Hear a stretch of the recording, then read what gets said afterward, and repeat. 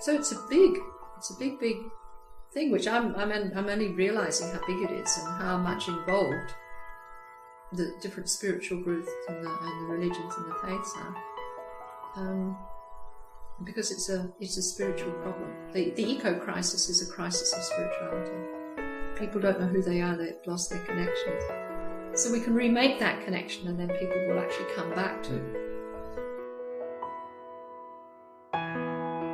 I came to yoga like a lot of people do at a time in my life when I think I almost burnt myself out, being a busy professional and running a family and doing all of that stuff that you do.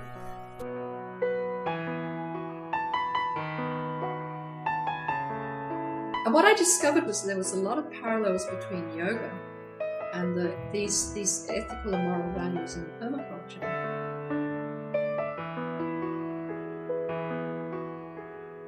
But permaculture is basically about sustainability.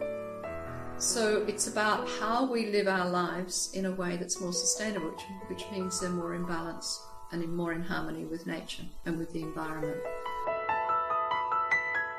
That we look much more at growing food in an area where we can just go outside and pick it, or we can walk for 5 minutes and pick it.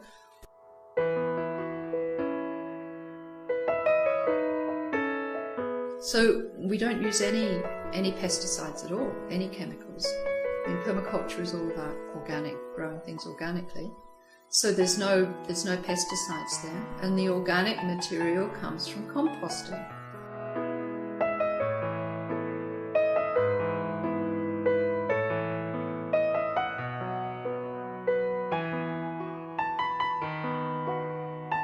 Now, what permaculture would say is that the flowers are there because they're forage for the bees and the butterflies, and we need the bees and the butterflies to make sure that we get the crops working, because they have to get the pollen and do the pollinating.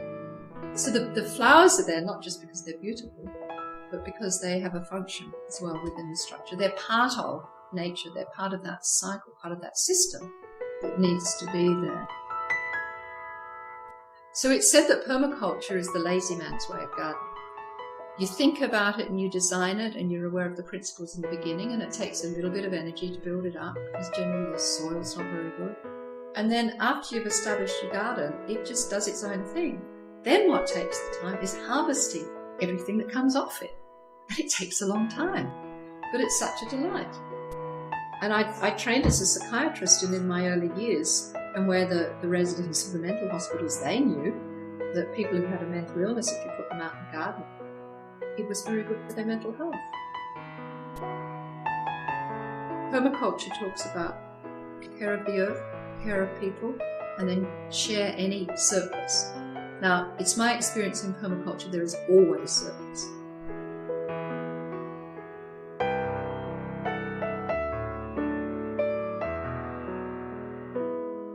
And I realised that in fact permaculture has a very real spiritual core. Because if you're going to care for the earth and you're going to care for the people, what you're obviously doing is recognising that you must be connected with them in some way. And that's exactly what yoga does